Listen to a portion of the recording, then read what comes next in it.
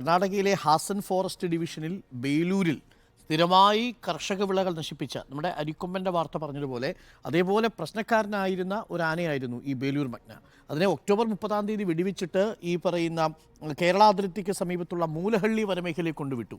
ഈ ആന ജീവിക്കുന്നത് എപ്പോഴും വനത്തിൻ്റെ അതിർത്തിയോട് ചേർന്നായിരിക്കും. എപ്പോഴും ആനകൾക്ക് വനത്തിൻ്റെ കേന്ദ്രത്തിലേക്കോ ഉൾക്കാടിലോ അല്ല.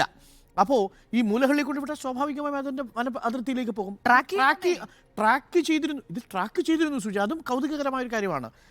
ഈ ആന എവിടെ എത്തിയിരുന്നു എന്നുള്ളത് ഈ തണ്ണീർക്കൊമ്പൻ പോകുന്ന സമയത്ത് അറിയാമായിരുന്നു. മറ്റൊരു മോഴയാന കൂടി ഈ തണ്ണീർക്കൊമ്പനോടൊപ്പം ഉണ്ടായിരുന്നു. ഈ ആനയെ ഇന്നും മന്ത്രി പറയുന്നുണ്ട്, ഇന്നലെ രാത്രി മുതൽ ഈ ആനയെ ഞങ്ങൾ നിരീക്ഷിക്കുകയാണെന്നാണ് പറയുന്നത്. രാത്രി നിരീക്ഷിക്കുന്ന ആന ഈ അജീഷിനെ ചവിട്ടിക്കൊല്ലുമ്പോൾ തൊട്ടടുത്ത് ഒരൊറ്റ ഫോറസ്റ്റ് ഉദ്യോഗസ്ഥനില്ല. നോക്കൂ, ഇത് എത്ര വലിയ വീഴ്ചയാണ് ആ ഘട്ടത്തിൽ സംഭവിച്ചിരിക്കുന്നത്.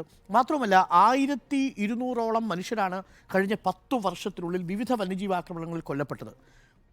4 വർഷം കൂടുമ്പോൾ 100-ലധികം പേർ ആനയുടെ ചവിട്ടേറ്റ് മരിക്കുന്നത്. ഒരു വർഷം 25. കേരളത്തിൽ 5 പേർ 41 ദിവസത്തിനിടെ മരിച്ചു. അതായത് കൊല്ലപ്പെട്ടു. 25 പേര് ഒരു വർഷം ആനയുടെ ചവിട്ടേറ്റ് മരിക്കുന്ന ഒരു സംസ്ഥാനമാണ് കേരളം. അപ്പോൾ ഒരു പ്രധാനപ്പെട്ട ചോദ്യമുണ്ട്. ഈ കൊല്ലപ്പെട്ട മനുഷ്യരുടെ സോഷ്യൽ പ്രൊഫൈൽ പരിശോധിക്കുമ്പോഴാണ് അറിയുന്നത്, നേരത്തെ പറഞ്ഞതുപോലെ പാല് കൊടുക്കാൻ പോകുന്നവർ, കർഷകര്, തേയില നുള്ളാൻ പോകുന്നവർ, അതായത് ഒരു ഗതിയുമില്ലാതെ കൃഷിയെയോ അവരുടെ തൊട്ടടുത്തുള്ള തൊഴിലിനെയോ മാത്രം ആശ്രയിച്ച് ജീവിക്കുന്ന നിരാലംബരായ മനുഷ്യരെയാണ് ഇങ്ങനെ കൊലയ്ക്ക് കൊടുക്കുന്നത്. അവരുടെ കാര്യത്തിൽ ഒരു വേദനയും ആർക്കുമില്ല എന്നുള്ളതാണ്. ഒരു മരണം നടന്നാൽ അവർക്ക് ഒരു ജോലിയോ 10 ലക്ഷമോ കൊടുത്താൽ ആ പ്രശ്നം അവസാനിക്കുന്നു. വീണ്ടും അടുത്തയാൽ രക്തസാക്ഷിത്വത്തിന് തയ്യാറെടുക്കുകയാണ്. ഇത് അത്യന്തം ഗുരുതരമായ ഒരു സ്ഥിതിവിശേഷമാണ്. ഈ കാട്ടിലെ ആവാസ വ്യവസ്ഥയിൽ സർക്കാർ ഇടപെട്ടേ പറ്റൂ. 40% മേഖല 864 ചതുരശ്ര കിലോമീറ്റർ തേക്കിൻ കാടുകളാണ്. നോക്കൂ, ഈ തേക്കിൻ കാടുകൾ അവിടെ നിൽക്കുമ്പോൾ, ഈ പറയുന്ന യൂക്കാലി കാടുകൾ അവിടെ നിൽക്കുമ്പോൾ അതിൻ്റെ അടിയിൽ ഒരു ഒരു പുല്ല് മുളക്കില്ല. ആ നിലയിൽ അത് വരണ്ട ഭൂമിയായി മാറും. പിന്നെ ഇപ്പോൾ വന്നിട്ടുണ്ട് അധിനിവേശ, കഴിഞ്ഞ ദിവസം പത്രത്തിൽ വന്ന ഒരു കാര്യമാണ് അധിനിവേശ സസ്യങ്ങൾ. 9 ഇനം അധിനിവേശ സസ്യങ്ങൾ കാടിനെ കീഴടക്കിക്കൊണ്ടിരിക്കുകയാണ്.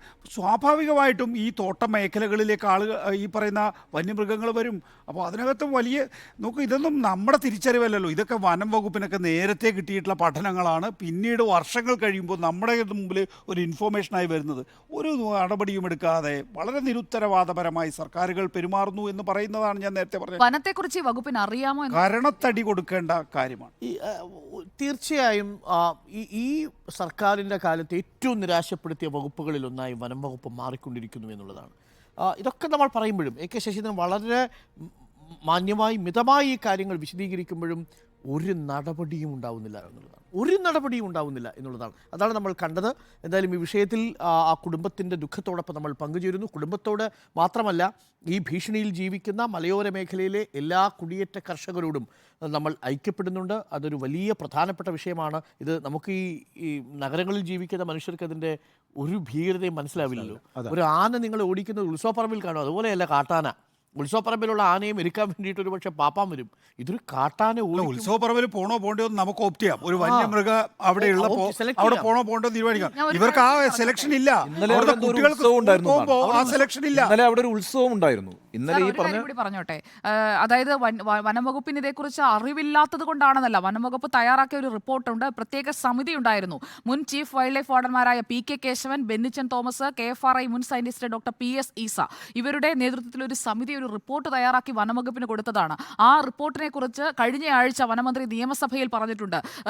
ഈ എന്തുകൊണ്ടാണ് വന്യജീവികൾ ഇര തേടി നാട്ടിലിറങ്ങാൻ കാരണമെന്ന്. ആ റിപ്പോർട്ടിനെ കുറിച്ച് 3-ാം തീയതി സഭയിൽ വനമന്ത്രി പറഞ്ഞ് ഇന്നിപ്പോൾ 10-ാം തീയതി ആകുമ്പോൾ ഒരാളുടെ മരണം അല്ലെങ്കിൽ ഒരു കൊലപാതകം കൂടി സംഭവിക്കുന്നു. അതിന് ആനക്കലി എന്നല്ല പറയേണ്ടത്, അനാസ്ഥയുടെ ഇരയാണ് അയാൾ.